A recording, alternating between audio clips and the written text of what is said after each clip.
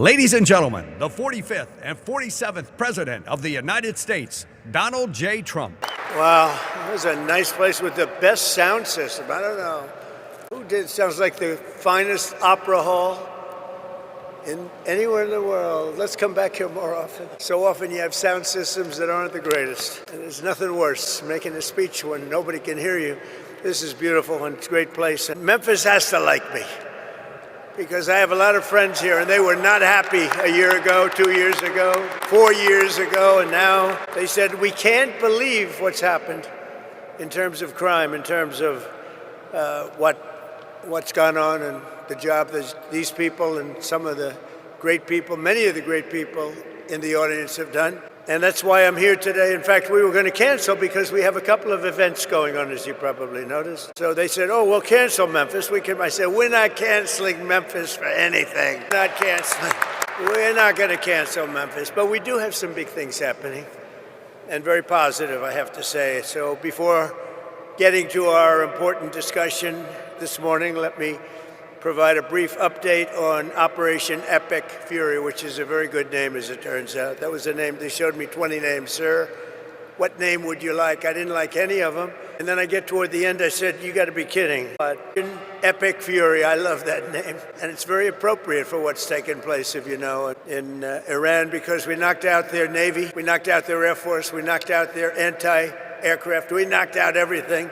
And we did it with fury, actually. As I announced earlier, based on preliminary conversations between the United States and Iran over the past 2 days, I've directed the Department of War to temporarily postpone planned strikes against major energy and electricity targets in Iran. They have very, very big, new, actually, and very expensive, billions of dollars it costs to build them. One missile, one of our powerful ones, and it comes down to the ground like it was made out of dust. But to determine whether a broader agreement can be reached, we've had very good discussions, very, very good discussions. And you have to understand, I know my whole life has been a negotiation, but with Iran, we've been negotiating for a long time.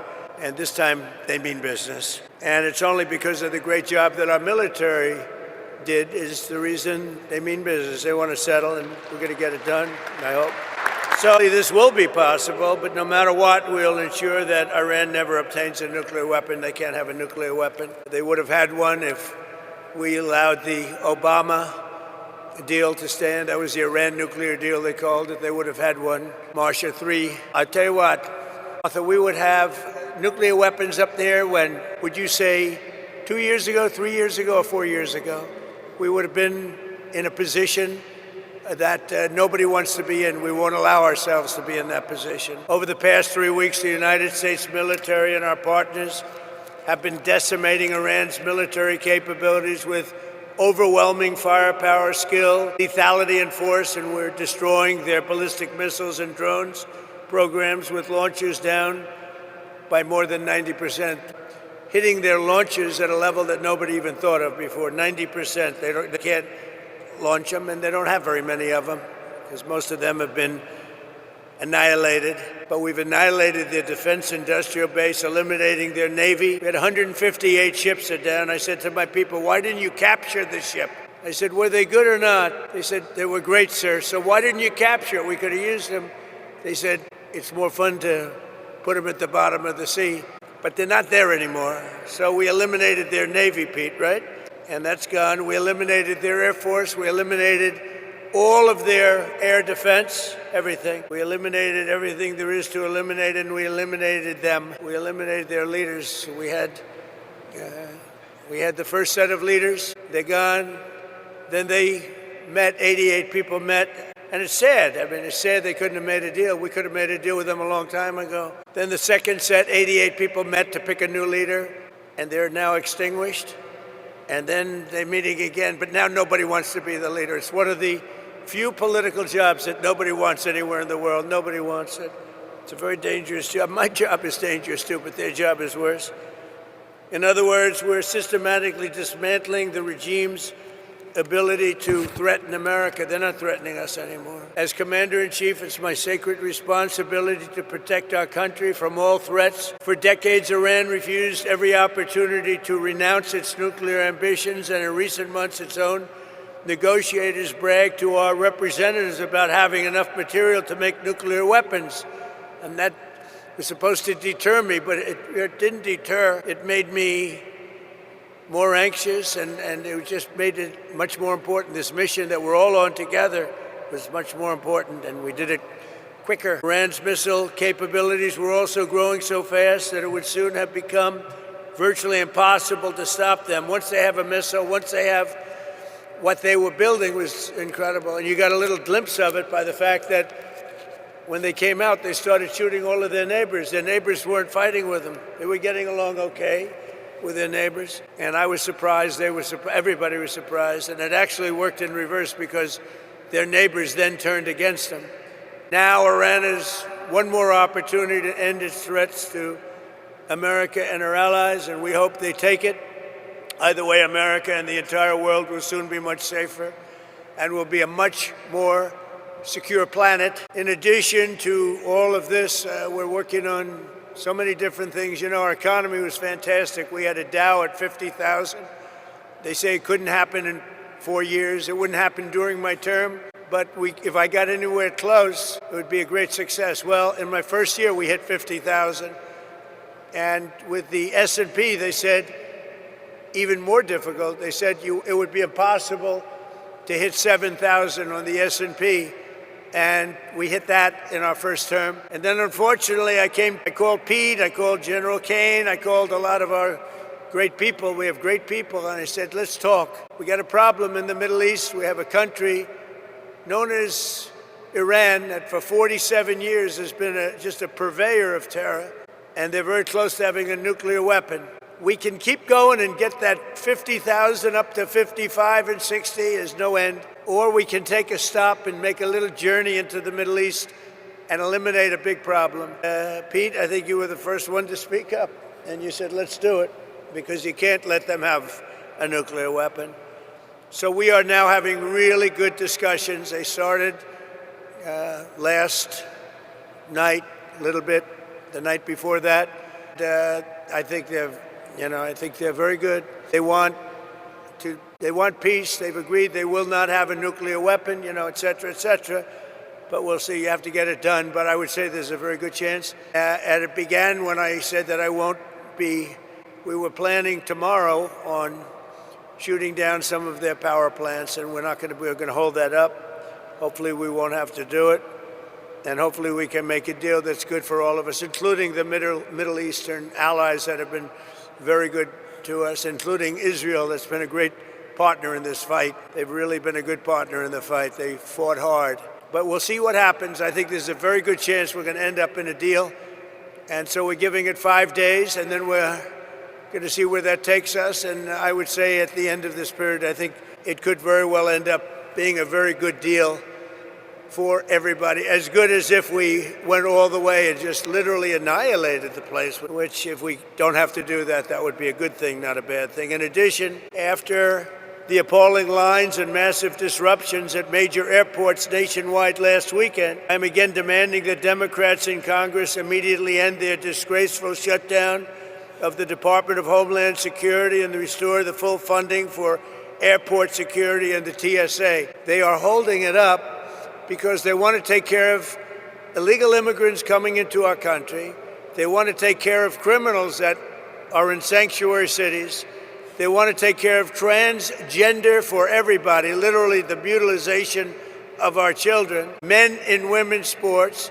But what they don't want to do is give us anything to do with citizenship for voting or voter ID. Can you imagine? We're the only country that doesn't do voter ID. Every country does voter ID. Brought to my attention today that we're the only country that does mail-in voting. Mail-in voting means mail-in cheating. I call it mail-in cheating. And we got to do something about it all. And it's part of Homeland Security. And I'm suggesting strongly to the Republican Party, don't make any deal on anything. The most important thing we can have is what's called the Save America Act. Don't make any deal on anything unless you include voter ID, and you have to be a citizen to vote. You have to show citizenship to vote. Very easy to do. It's very insulting when they say people can't do it because they don't know how to do it. Anybody that can't do it, I think it's a very insulting thing to say. The Democrats are fully to blame with the struggle of the great American public is going through at the airports. They're going through a big struggle right now, and we just put ICE in charge, and they're helping TSA, the agents, and they're working together so far very well. I actually suggested that in the airports they take off their masks, and they did that. In the airports, I didn't like it. I'm a big believer in the mask because we have, Biden allowed hundreds of thousands of killers into our country. We're rapidly getting them out, by the way. But they would go after these people if they knew exactly who they were. But in the airports, it's different. I didn't love the look in the airport as you get off the plane. I made a request and they agreed to it. So they're not going to be doing that. We would also bring out, if we don't have enough, we will bring out the National Guard where we need it to help out at the airports. But we're not going to let this happen. It's extortion by the Democrats. They're holding up money that's already been approved.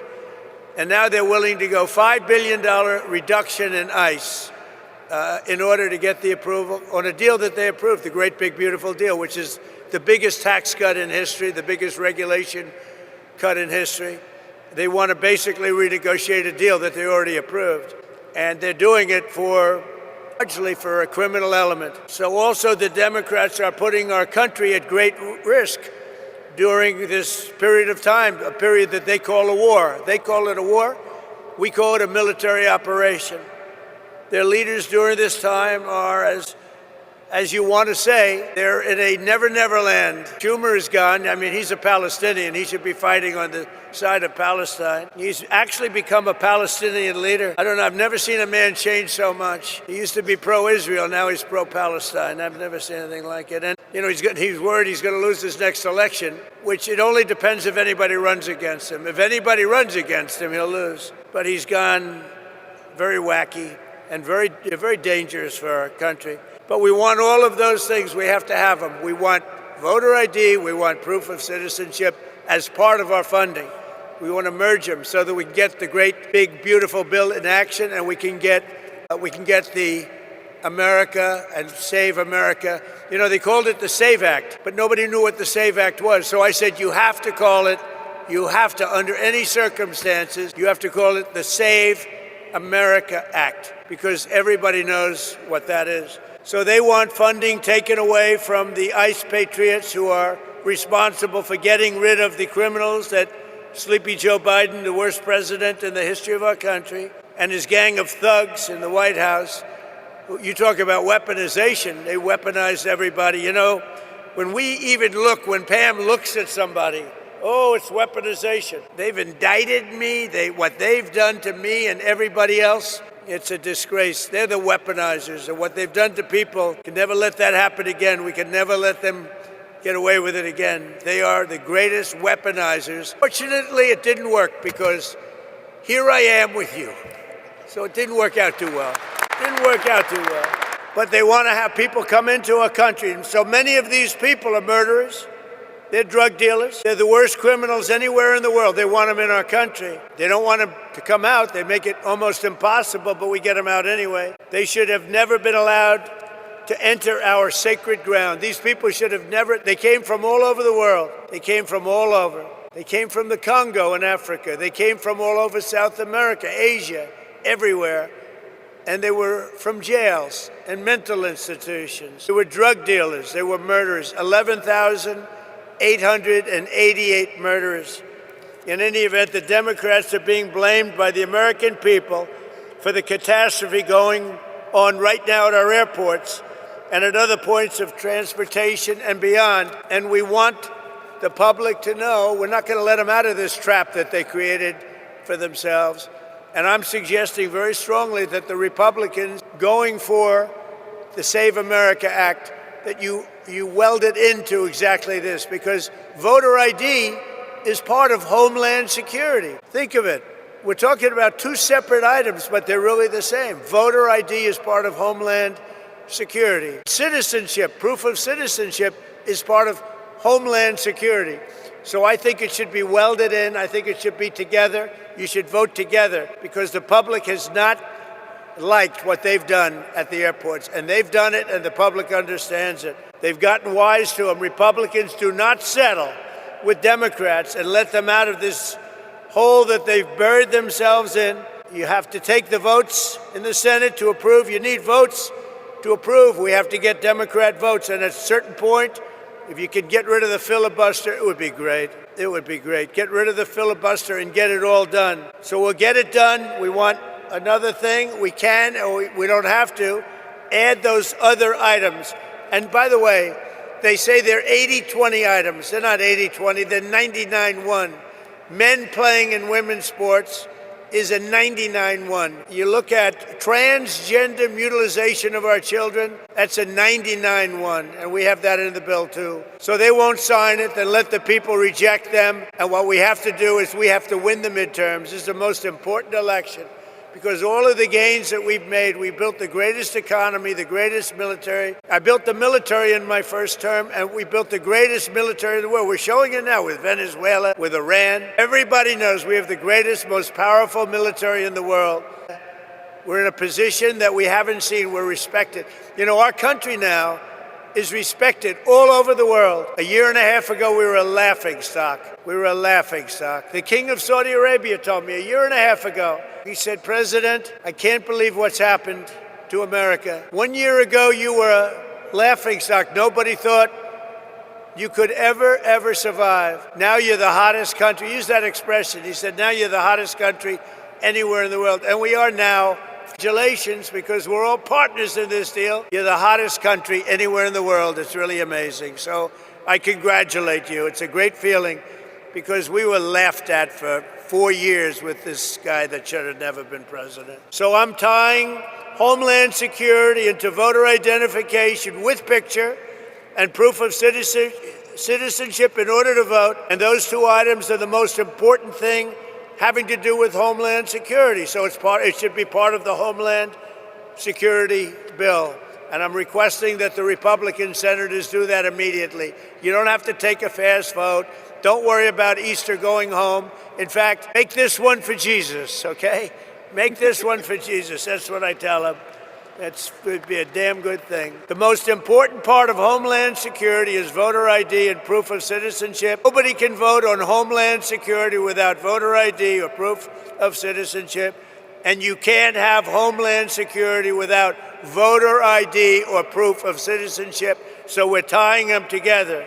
So now, if you don't mind, let's get to the reason why I'm in Memphis and why you're doing so well. Because Fred Smith, everybody know Fred Smith? He was a friend of mine, and he created from a sort of failed report at like Harvard or whatever. He did a business report, a concept he had, that was his thesis, a concept he had to build a company, and it was FedEx. So he gave this thing where he takes packages, he delivers them. Who the heck knows what he put down? Bottom line is they gave him a lousy mark. I don't know if they passed him or not, but they didn't give him a good mark. They say, this is the most ridiculous business plan we've ever seen. Fred, go back to the drawing board and try something else, because this won't work. Well, he decided to go for it, and he built FedEx, and it's an amazing story. And he was a very good friend of mine, but he would tell me that he didn't know what to do about Memphis. It was so dangerous that they would have a board meeting, and the board members, they were demanded that they could not walk 1 block to their hotel. You know the hotel I'm talking about. It was so dangerous. And now they tell me this is like an entirely different place. It's like Washington, D.C. In Washington, D.C., we had the same thing, and now it's amazing. It's such an honor to. If only more governors, your governor called, and he said, we love it. Your mayor has been terrific. Your mayor has been terrific. But look at the results that you've got. Look at the results. And everybody should do it. You know, if I was Chicago, Pritzker, he's a failed governor. All he has to do is say, President, we're having a problem in Chicago. Could you come in and fix it? We'd have it fixed in 2 months. It would be good. It would be good in 2 months. It would be great in 4 months. You'd have almost no crime. But he can't do it. And it just keeps going the same way. So that's the reason I'm here, to tell you how well you've done, how well we've done. I mean, I just came in and people greeted me, sir, thank you very much for what you've done. I said, oh, where are you from? Memphis. What did I do? You stopped crime, and your sheriffs are so thankful. And Oh, you haven't seen it yet. You know, we've just been here a short while. In another 2 or 3 months, you're going to have like no crime. And you know, we take these criminals. Is that our handsome senator down there, Bill? Is that our handsome senator, Bill? You got both of them down, but you're going to have a new governor here soon, I guess. You're going to have a very new governor. Would you two stand up as senators? Please stand up. Two of the greatest people. They never let me down, you know? Some let me down. They never let me down. Thank you. Last September, my administration launched the initiative modeled on D.C. Safe Task Force in our nation's capital. One of the most amazing things, I mean, I hate to say it, now I can say it, but our nation's capital was one of the most dangerous places on earth. People were being killed. They'd go in from Iowa, they'd go from Indiana to see the Washington Monument, and their parents would get a phone call they'd been killed. And it was happening a lot. It was really bad. And like this, actually, yours was at a level higher, to be honest with you. It was really bad. But it was happening a lot. And now you walk down Washington, it's like everybody that sees me in Washington, we've been doing that another couple of months longer. Everybody sees me in Washington, they say, "Thank you, sir. Thank you." And I immediately know what. You know, they could thank me for a lot of things. I said, are they thanking me for the economy?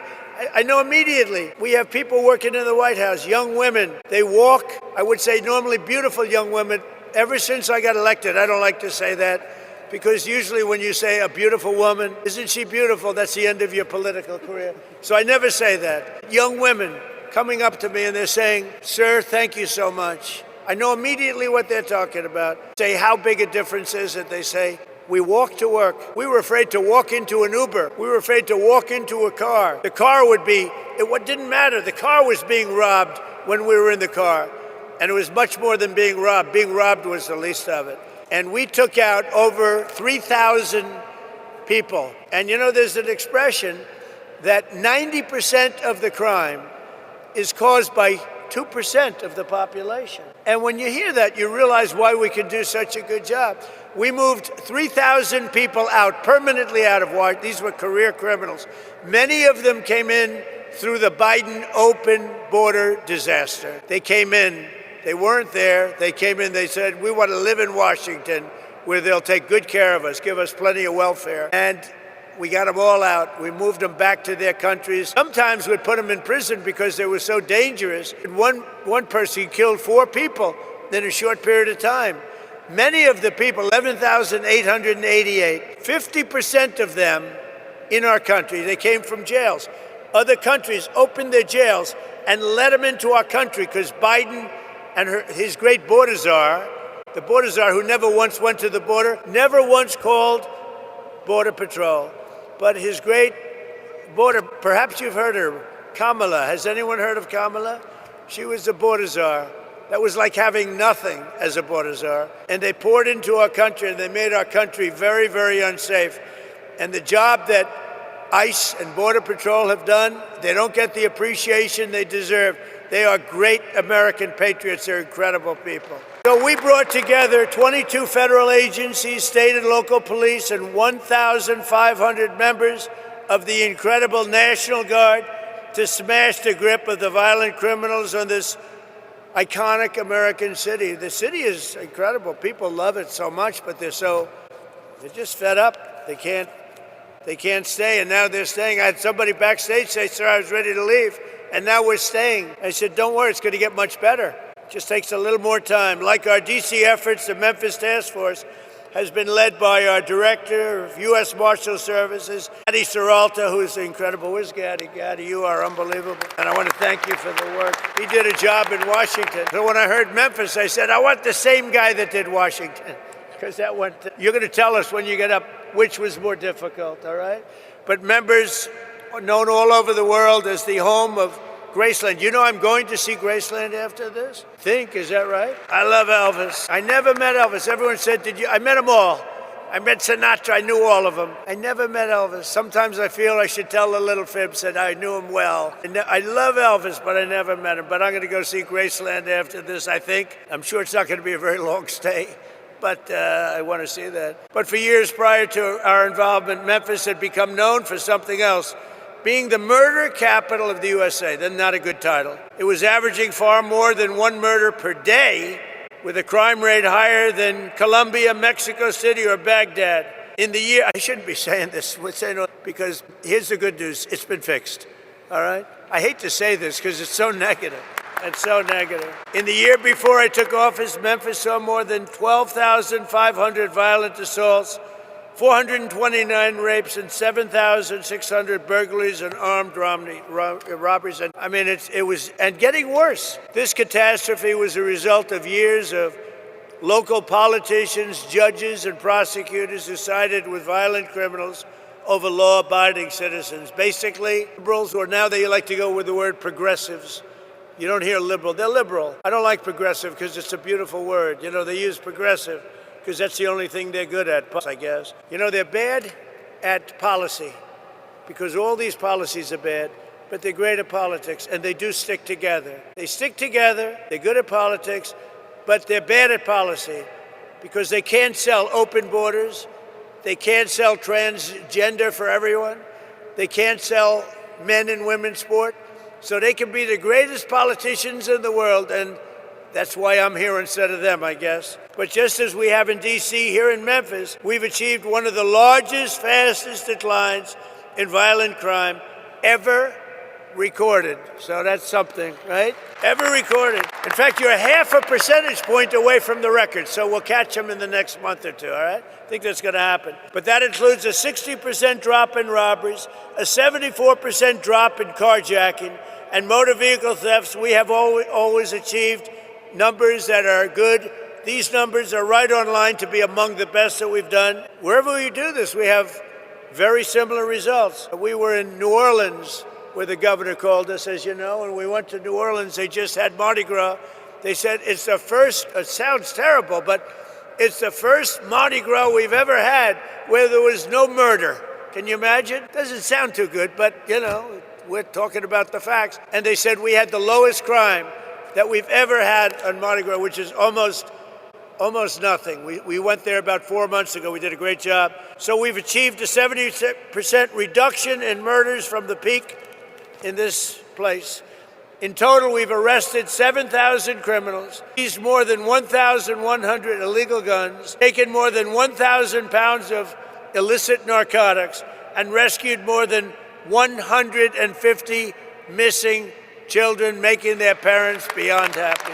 So I'd like you to please join me in thanking, I tell you, every single law enforcement hero here today. We have a small number compared to what's doing the job, who helped make Memphis safe again. Memphis, just so you know, with all of the things we said, you have now developed a reputation as a city that's coming back stronger than any city in the country because of what's happened with crime and because your political leaders had the courage to do what they did. So I'd like you to also say a special welcome and hello to the Tennessee National Guard, Memphis Police Department, CBP, ATF, DEA, Homeland Security Investigations, the U.S. Marshals, the Tennessee Highway Patrol, and all of law enforcement. Everybody got together and they said, we're going to make Memphis great again. And they really did. It's so good. Now, I talk about how good it is. We're at 75%. Some people say 80, 81%. That still leaves 20%. You're going to be down in another 2 months, 3 months, I think, Addie. We're going to be down to almost no crime. You're going to be an almost crime-free city. You're going to be so proud of it. People are going to stay. They're going to actually come back because you have everything going, but you have that one horrible cloud over your head. Essentially, people know it's happening, but essentially in another 2 months, you're not going to have anything. You're going to have a crime-free, virtually crime-free city. So today I'm pleased to announce that the Secretary of War, used to be the Secretary of Defense, we made a minor change. We like the sound of it better. That the Secretary of War just signed a directive to ensure that all National Guard members serving on this task force, as well as in D.C., New Orleans, and our border security missions, will receive the same benefits as active duty troops because you deserve it. That's not bad. That's not bad. So before we leave, I want to thank Attorney General Pam Bondi, Secretary of War Pete Hegseth. These are great people. Chief of the National Guard Bureau General Stephen Nordhaus, FBI Director Kash Patel, wonderful guy, actually. You got to get to know him. Once you get to know him, he's a wonderful guy. I've known him too long, right? He's a good guy. EA Administrator Terry Cole, what a job he's done. Acting Director of ICE, where's Terry? Good job, Terry. What a job. In Washington, too. Acting Director of ICE, Todd Lyons. Todd, great. Thank you, Todd. Good job. Head of the ATF, Cicada. Rob. Thank you, Rob. Head of the Tennessee Highway Patrol, Colonel Matt Perry. Thanks, Matt. And head of the Tennessee National Guard, Major General Warner Ross. How are you? You guys look Central Casting. These are Central Casting people. What did you need us for? You didn't need us. Anyway, they had to let you do your job, right? They're letting you do your job now. Thanks as well to Tennessee Governor Bill Lee for the outstanding job. Thank you very much, Bill. We appreciated your call. Bill called me up. He said, we need a little help in Memphis, sir. Would you get over here, please? He said, I have no pride. We just want this thing straightened out, right? So thank you very much. I'm glad it worked out. Oh, you haven't seen, what do you see? In 90 days from now, you're going to see numbers that blow these off. You're down 70, 75%. You're going to see numbers that you're going to be very proud of. Senators Bill Hagerty and Marsha Blackburn, great people, great people. You have some real warriors, too, as your congressmen and women. David Kustoff, Andy Ogles, Anna Harshbarger, Don Rose, Matt Van Epps, and Chuck Fleischman. Will you all stand up? Warriors all. Everyone. Great, great people. You don't get better. It's not the easiest job, is it, huh? Speaker of that, you know what I like about them? They're not 3 o'clock in the morning. Sir, I get a call from Mike Johnson, Speaker. Sir, we have a problem. What time is it, Mike? 3 o'clock, sir, morning. We vote at 9. We need, it's always the same, it's like 8 or 9. Sir, could you call them for us and see if you can get their vote? 3 o'clock, call them up. Hey, Jim, how you doing? Hello, sir, I'm not there. Well, you got to get there. 9 o'clock, you got to vote. Sir, could I have a little breakfast so we could discuss this bill? Like a perfect bill. Voter ID or something. A bill didn't have to be too great to do it. He said, could we have maybe a little breakfast at the White House? So, because I can get there, but I'm just not there. Come on over for breakfast, I got a lot of them, too. I have about 9 of them. But these are the people we love.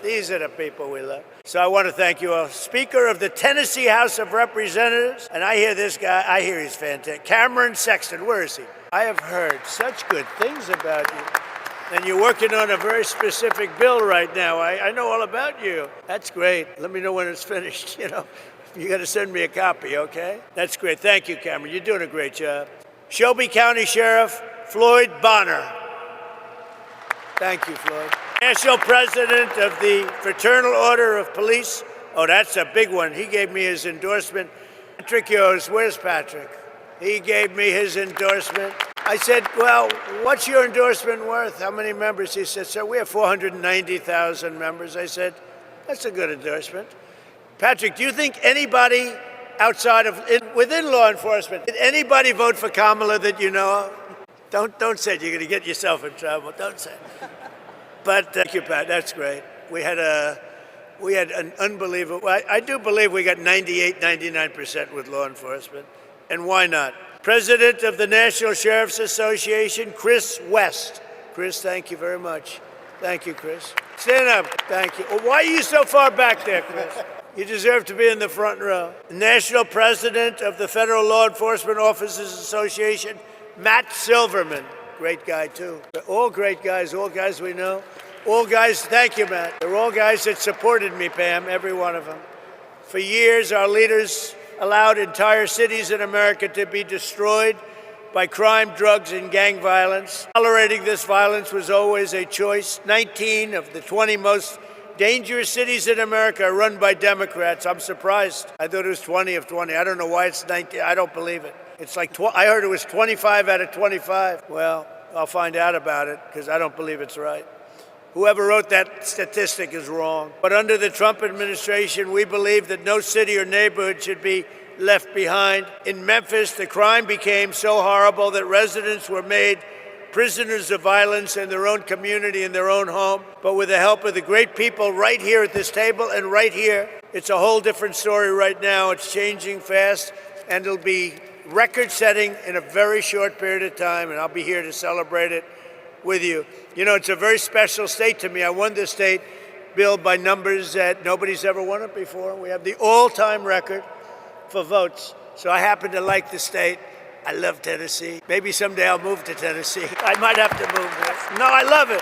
You never know what that is. You know, you just have a relationship with the state. It's a lot safer than relationships with other things, I can tell you as a politician. But I especially want to thank Speaker Sexton, who's working with the task force to pass model bills that will be toughen crime, to deliver permanent safety to the people of Memphis. And really, I don't know if you know, but they're looking at this all over the country, what you're doing. They're studying it. That's why I know your name so well. And all over the country, they're studying it.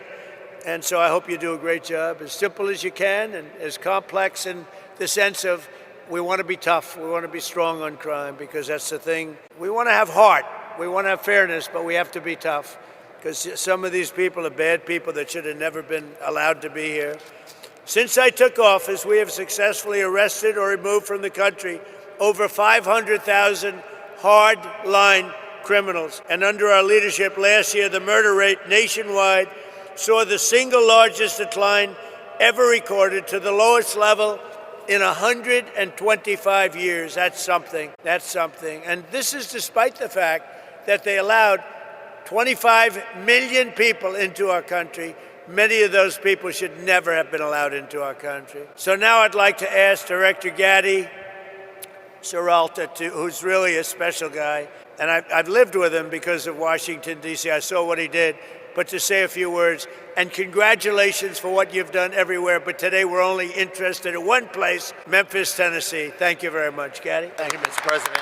Thank you very much. So good morning to you, and thank you, Mr. President. Today we celebrate the successes of this mission and all our federal, state, local, and National Guard teammates who have contributed mightily to the Memphis Safe Task Force. Mr. President, it is an honor to be entrusted by you to lead this amazing task force as Director of the United States Marshal Service. Your decisiveness in responding to state and local leaders for federal assistance is inspiring. It was just over 6 months ago when you signed the executive order restoring law and order in Memphis. At that point, the city of Memphis was overwhelmed with unprecedented levels of violent crime, to include some of the nation's highest per capita rates of murder, robbery, and aggravated assault. Memphis residents could not safely enjoy a walk downtown. Parents were fearful of their children playing outside, and local businesses struggled to prosper. The mission you gave us was clear and concise. Crime will not prevail in Memphis, period. The city will not be surrendered to lawlessness. President Trump, thank you for your leadership.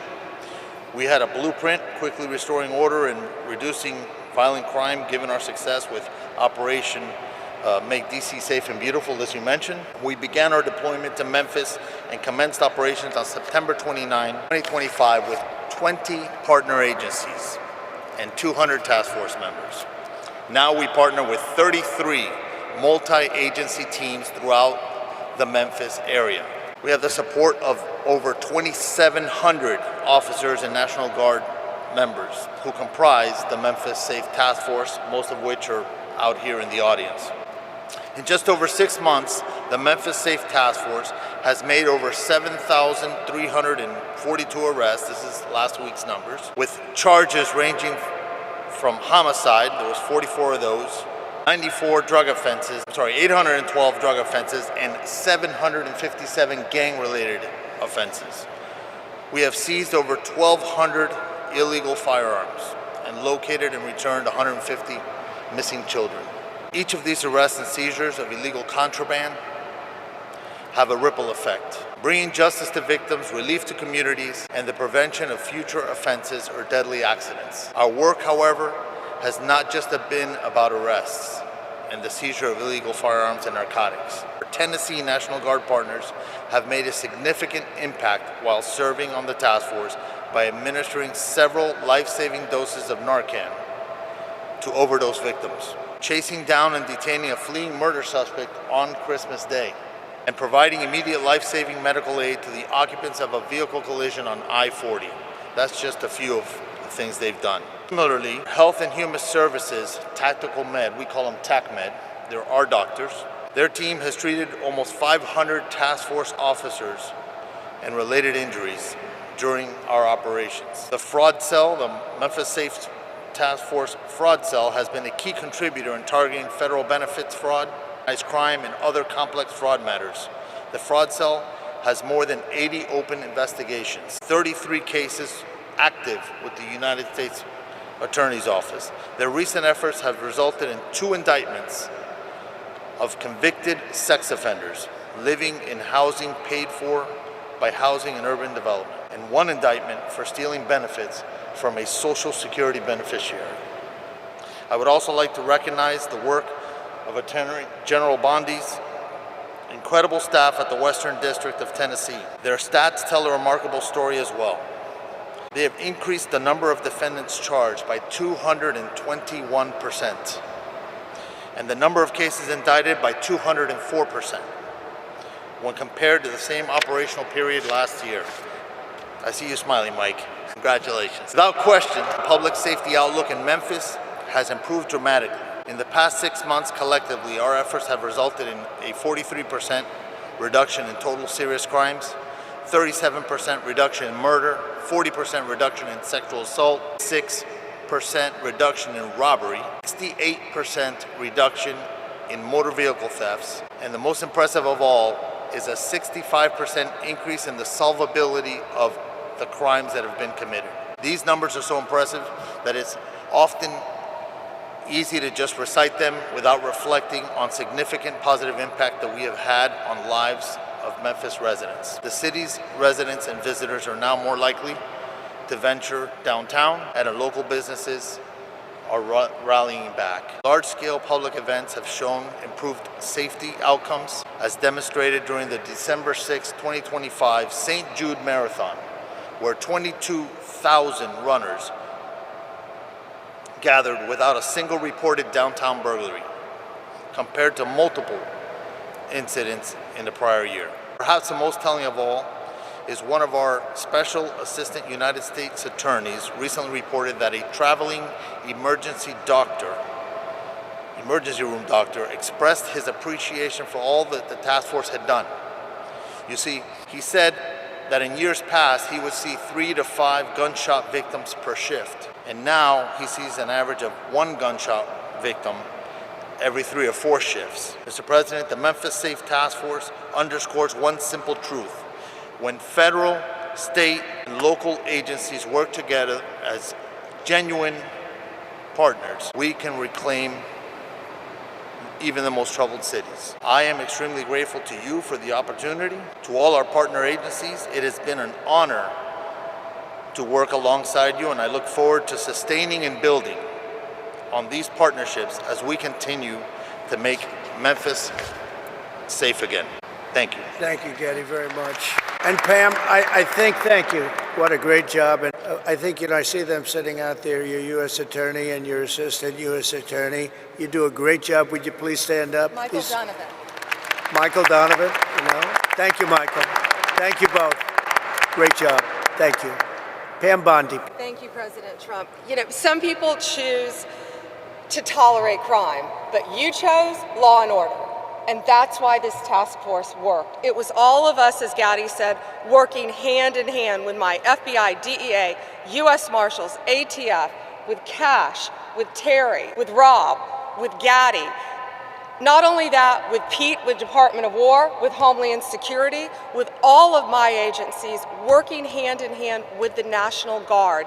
When you went out there, when we came to Memphis, you could not tell who was with what agency because everyone was working so well together. Our U.S. Mike Donovan was out there. And not only this, everyone needs to know, we met with this president multiple times about this endeavor.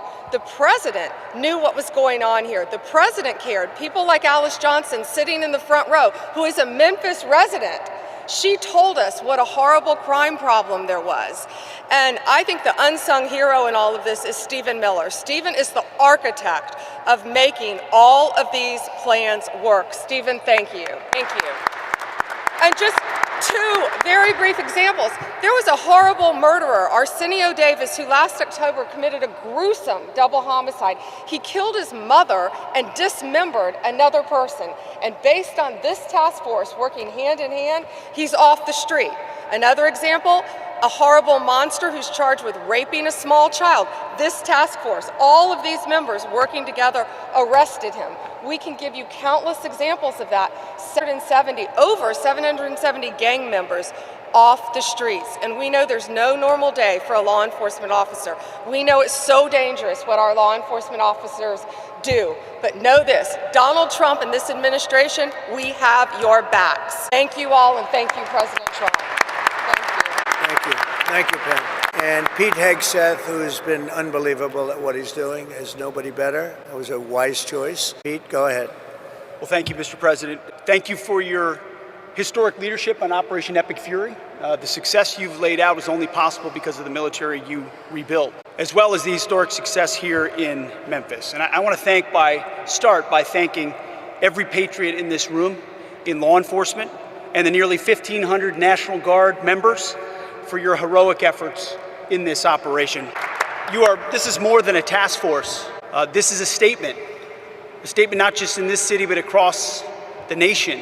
When I look around this table, I'm looking at people that we work with every day: Governor, Cash, this team, the National Guard, Pam, Stephen, as was mentioned, Gaddy, the Speaker, at the federal level and the state level, working hand in glove. It doesn't happen any other way. You see, before President Trump, our nation was set on a perpetual course of decline. Our defense industrial base had been hollowed out.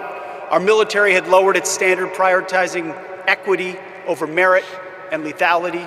And right here in cities like Memphis, our people were focused on enduring just what seemed to be the status quo of rampant, vicious crime. Well, they let their cities burn to the ground, literally. In the name of hollow humanitarianism, weak leaders, and that's what it is, it's weak leaders, previously provided sanctuary for hordes of dangerous, illegal aliens who preyed on our most vulnerable. Soft on crime, defund the police nonsense, tied the hands of our brave law enforcement heroes while the bad guys ran wild. And the most basic tenets of public safety, the foundations of any civilized society, were labeled as too toxic to implement. Well, not under President Trump. Such engineered chaos combined with a wide open border. By the way, thank you for agreeing to sign that declaration for the Memphis troops, the DC troops, and the troops on our border. They'll now be paid and get benefits just like folks on active duty. Thank you for that, Mr. President. It's an important step of demonstrating how serious this mission is to the Department of War. It's common sense. And it was that same common sense that brought President Trump back to the White House. People were sick and tired of the never-ending crisis. And under President Trump, we will not allow depraved, suicidal ideologies to destroy our great cities. No longer will we sit idly by while illegal aliens and savage criminals rape, murder, and poison the good people of this country. Because every American, without exception, is entitled to safe, clean, and beautiful cities. Cities where you can walk in peace, cities where law enforcement can do their job. And to that end, the Department of War stands shoulder to shoulder with state and federal partners so that our streets can be defended once again. Kind of like the visual I'm looking at right here. I see a lot of civilian leaders and police, law enforcement leaders in the front, and who's behind you? Men and women in camouflage, having your back every single day like we do in this mission. So thank you for working tirelessly to protect this state and restore law and order, and the results, they speak for themselves. Your presence has led to a massive reduction in crime, a reduction the good citizens of Memphis deserve. So thank you, Mr. President, for your leadership in restoring street by street, neighborhood by neighborhood. You are saving Memphis, Tennessee, and the country, and we are grateful for it. Thank you, Mr. President. Thank you, Pete. Thank you. Mr. Governor, please. Yes, sir. Welcome back to Tennessee, Mr. President, to the iconic, great American city that is Memphis. We oftentimes say Nashville's the heart of Tennessee, but Memphis is the soul. Great businesses here, remarkable people, true, rich cultural history, but a serious problem. And I want to tell you, even for me, today's a very important day, even personally. I'm a man who has loved this city all of my life. My grandparents, my mom born and raised, my family here, As a young kid, spent time with my cousins roaming the community, the neighborhoods in this city. But sadly, for decades, that was not possible for children to do safely anymore. And to watch this great city be plagued by crime like it has for decades was a very tough thing for Tennesseans to do. But as was said earlier, what's happened the last 6 months has changed that story entirely. And because of your leadership, Mr. President, putting together the Memphis Safe Task Force, putting these people, this leadership team in place, funding and making possible resources that have never before been made available to a city like has been made for Memphis. Because of that, because of the leadership here, and especially these men and women of law enforcement and the National Guard, who have, in fact, gone shoulder to shoulder with not only the multiple agencies involved, but with the people of Memphis. What has happened here has created generational change and will create generational change, and it could not have happened except for what's happening and what we're celebrating here today. So the people of Memphis are grateful. This governor is grateful. I thank you for the work that's happened. And we are looking to the future. We believe that great things lie ahead for this city. There's a lot of work yet to be done. The General Assembly, and we are working together with the General Assembly to create legislation that will make certain that this is a lasting effect for our city. I'm very hopeful for the men and women of Memphis that have prayed for a long time that the violence would stop, for the businesses that have held strong to create jobs and opportunity for Tennesseans. I have a lot of hope for the future. I do believe and have believed all my life that this is a great city, and now it is on a trajectory of greatness beyond where it's been in the past. Thank you for that. And I will say, I want to introduce Stephen Miller to speak next. There is one person who showed up here early, actually multiple people at this table, but he said his commitment to whatever we needed for this city and for this task force to be successful. He committed that when this began, and it has happened. And we're not done, but the statistics speak for themselves. What Gaddy just read out a while ago is hard to imagine when we first started this just 6 months ago that these were going to be the results. There's more to go, but we're grateful for the work. And Stephen, your commitment to us Tennesseans truly are grateful for it. And your commitment to President Trump's strategy, not just to make Memphis safe, not just to make Tennessee safe, but to make all of America safe again. So thank you, sir. Thank you. Well, first and most importantly, thank you to President Trump, whose vision and courage and determination has achieved something that if you had predicted it 15 months ago, people would have said it was impossible. If you had said 15 months ago that we would achieve the lowest national murder rate, not in 5 years or 10 years or 15 or 20 or 30 or 40, but in the 125 years, nobody would have believed it possible. And President Trump did exactly that, and it is a miracle.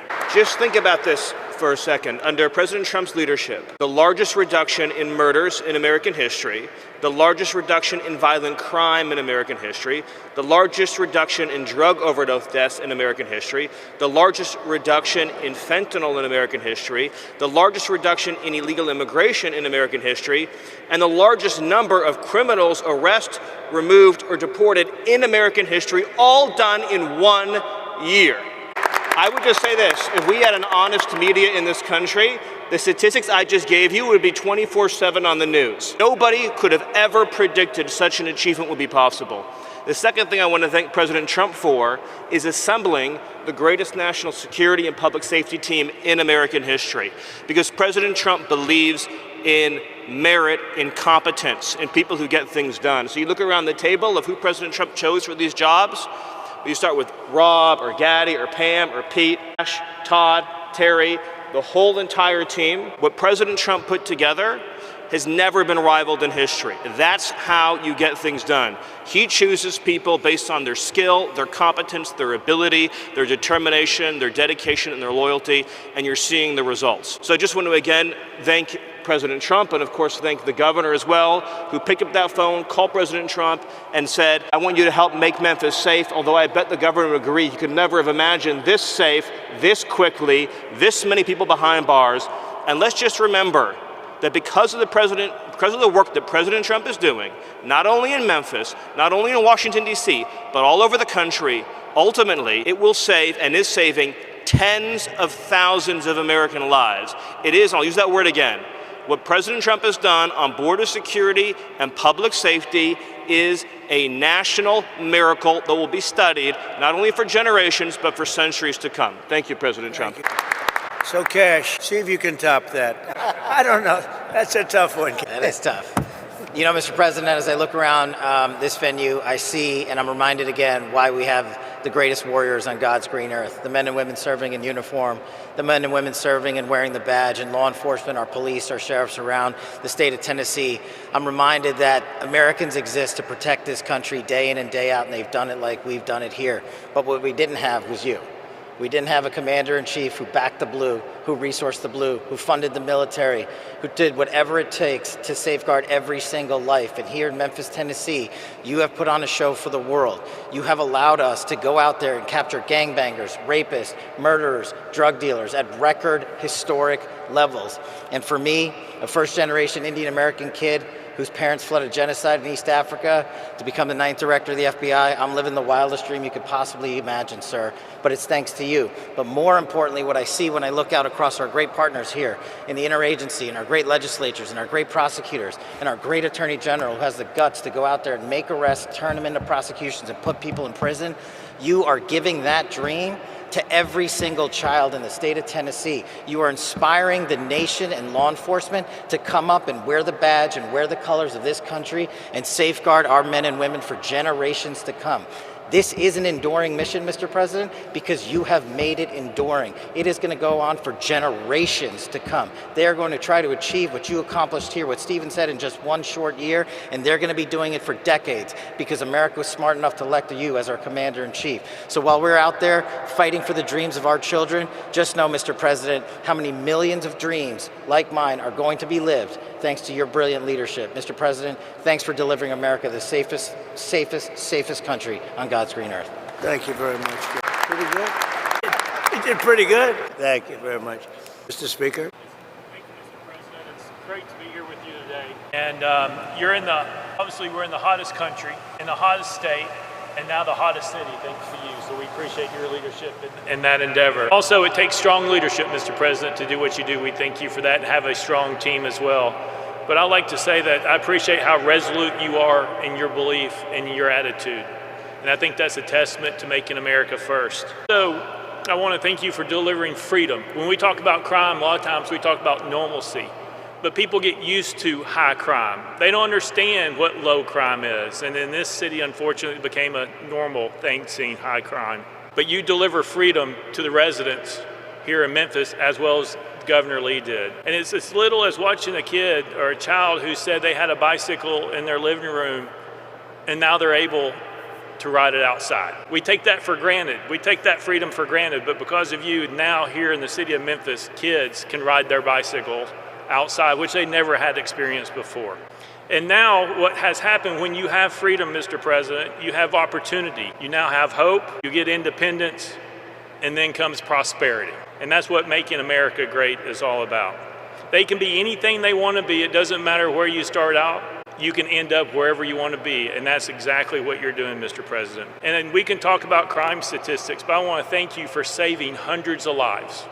And I mean by saving hundreds of lives is those individuals who were not shot and killed in the city of Memphis. Those are saved lives that have something else that God's going to give them to do in their life other than be a crime statistic. In your short period with your team's approach, there are 10,000 less victims in the city of Memphis. Think about that.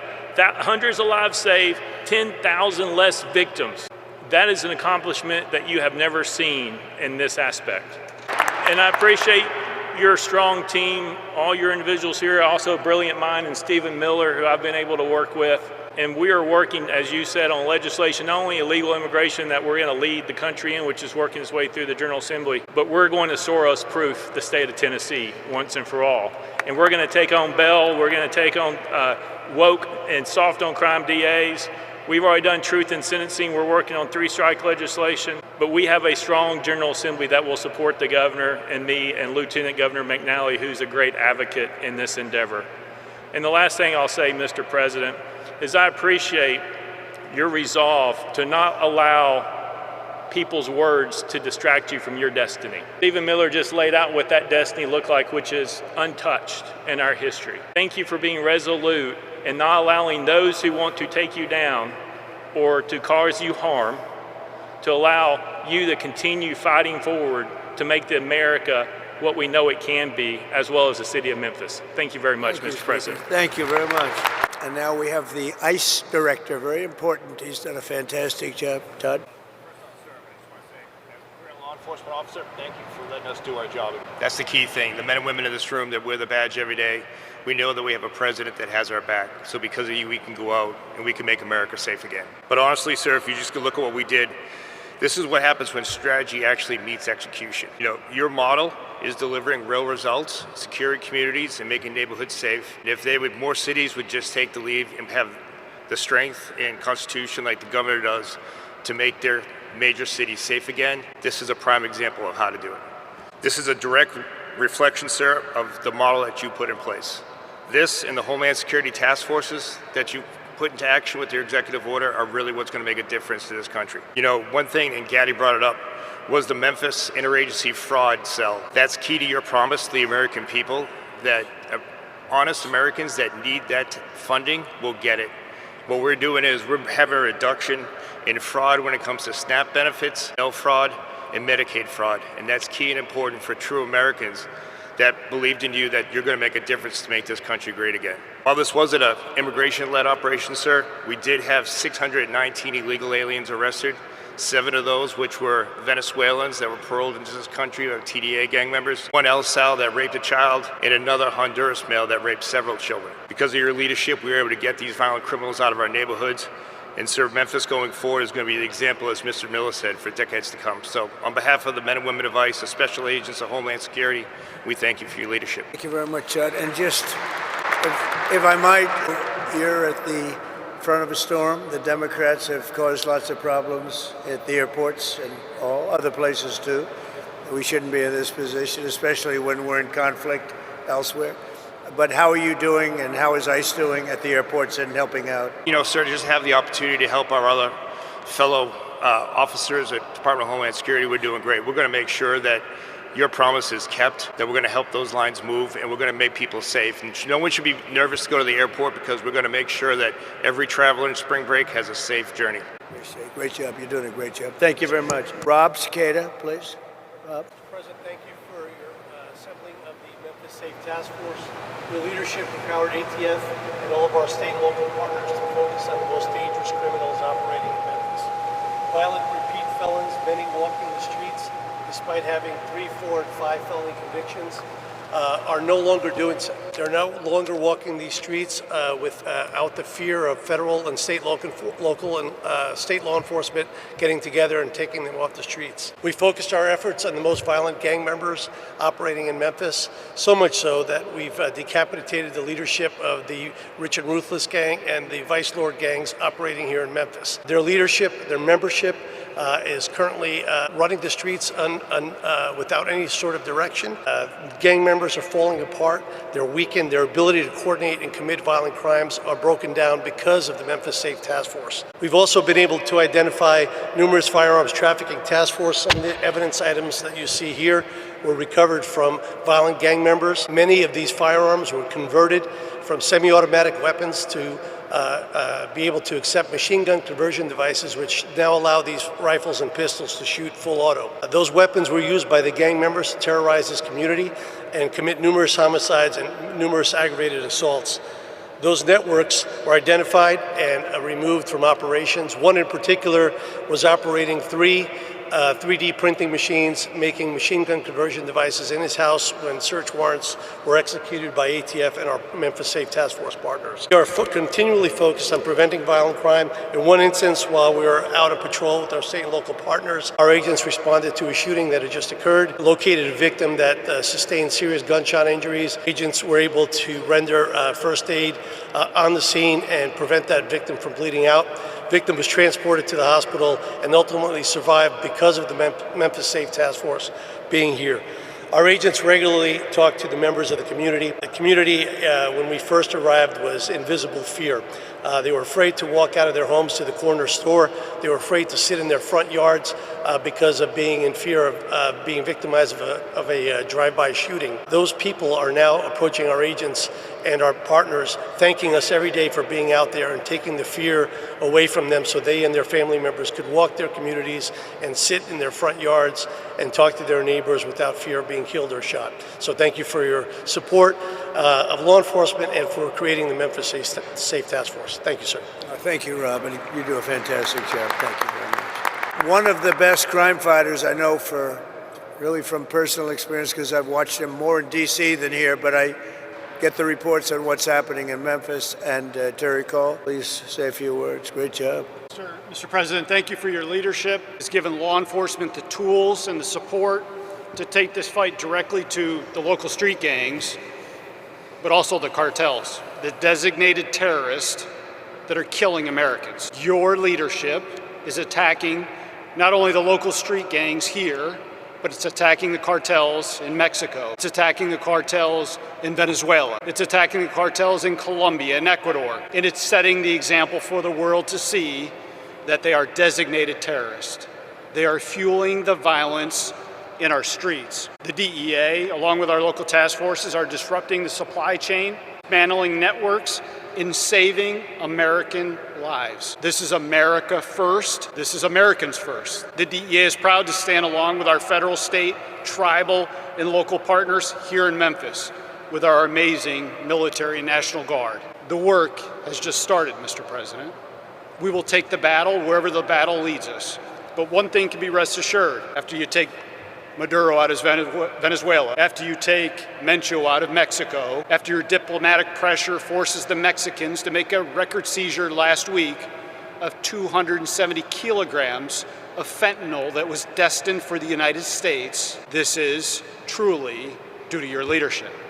It's due to your partnership with law enforcement that enables us to do our job. A few small seizures from this task force is represented in front of you. Close to 190 kilograms of cocaine, close to 50 pounds of methamphetamine. But more importantly, this task force seized enough fentanyl to kill, in lethal dosages, close to 20 million Americans. 20 million Americans. In a separate case, just outside of Memphis, working with our state and local law enforcement partners, we seized another 5 million lethal doses of fentanyl that was heading to our cities, heading to our streets. I will tell you, Mr. President, in my 3 tours here to Memphis to put on the gun, to put on the vest, and to go out in the community, I was welcomed. I was welcomed not only by an amazing Highway Patrol Colonel and his team, but I was welcomed by the community. I was invited to front porches. I was invited to an ice cream social. But that was in between the hard work of the men and women of the DEA and this task force that we're conducting daily. See, personally, I served 4 search warrants with the amazing men and women of DEA and the Memphis Police Department and Tennessee Highway Patrol because I believe in the mission of where you lead from the front. So thank you for giving us at the DEA the power to do our job again.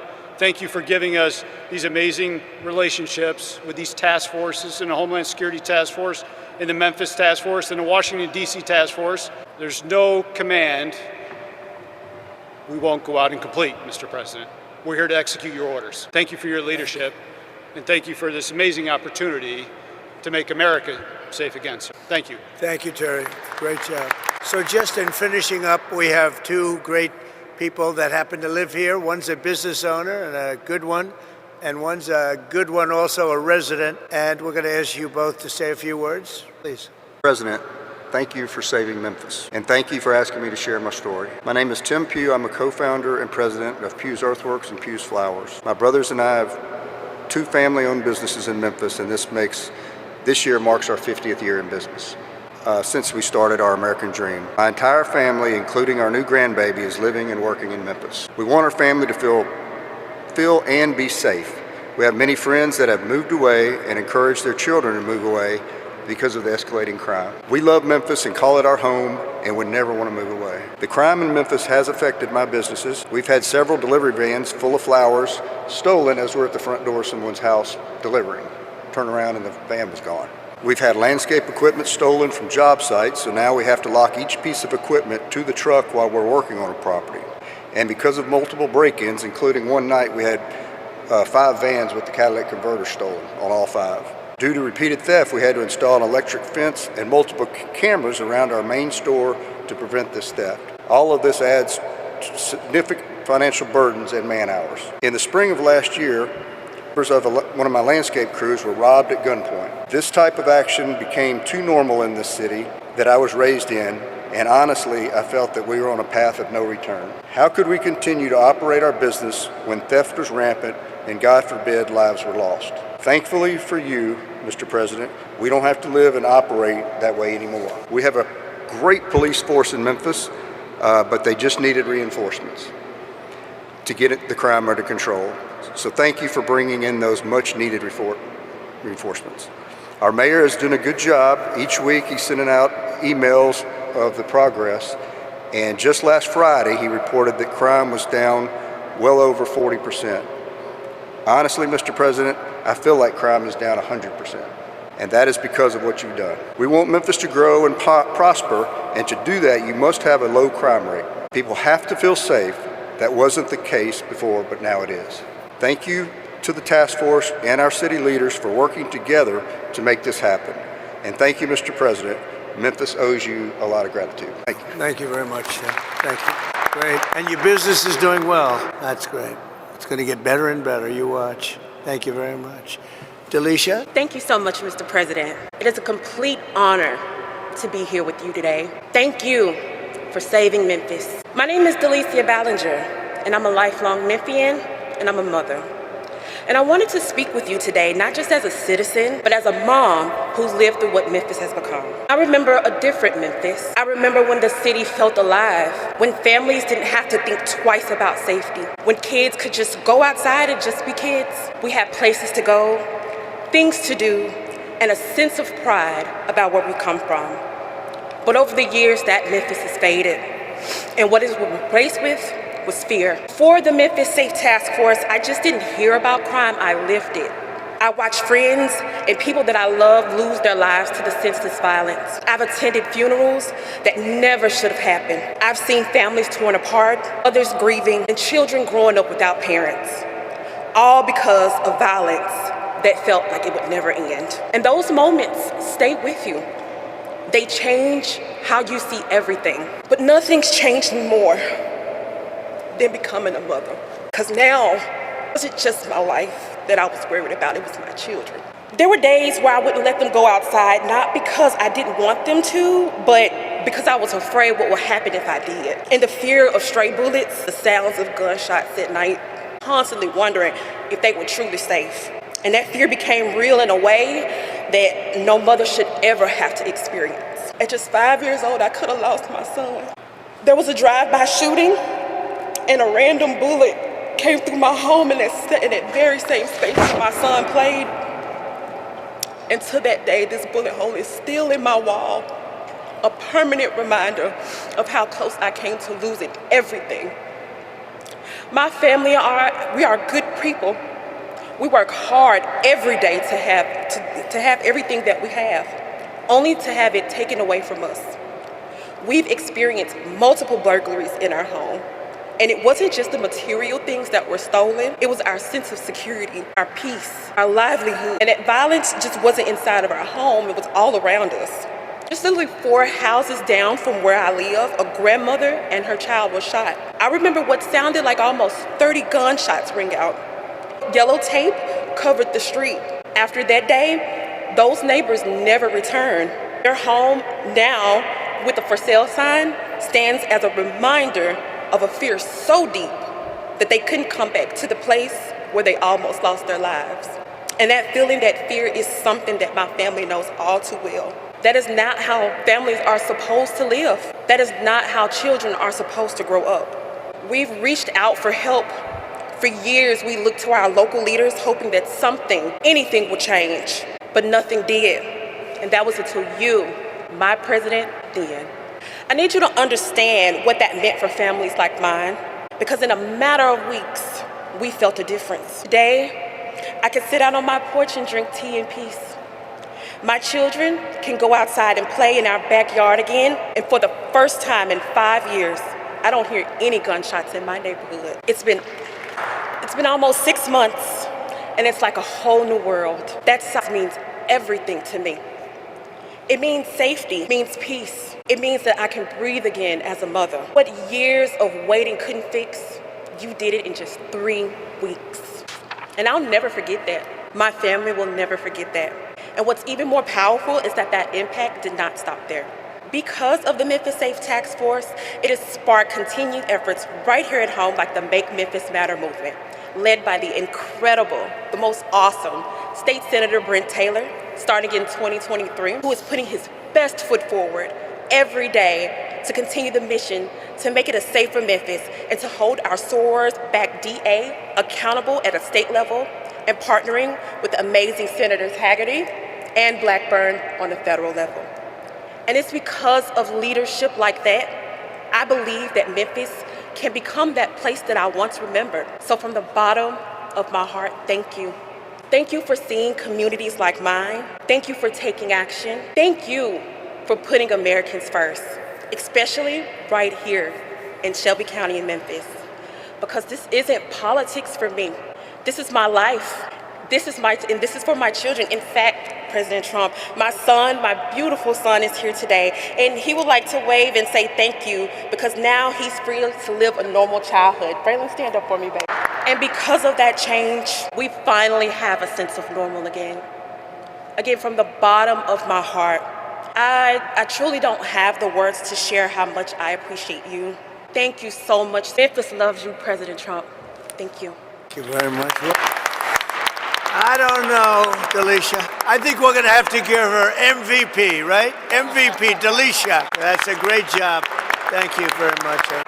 I think she has to run for office. Would you like to become a Republican? She said, I am a Republican. I love this. Anyway, great job. Thank you very much. Appreciate it. Really beautiful. So you're going to see some fantastic results. You already have, but you're going to see some numbers that are going to bring you into a level that few cities attain. I want to thank the governor. I want to thank the state. The state is just a fantastic state. First day I stepped in it, we were leading by 30 points, and it never went down. It just only went up. So it's something special. We have a bond. We have a special bond. You know, you could be a politician, but when you win something in landslide, you have a very, very great feeling. And I want to tell you, this is a very, very successful, beautiful state, and I love Tennessee. Thank you very much, and congratulations to Memphis, and fantastic job. Thank you. Thank you, everybody, very much. Thank you.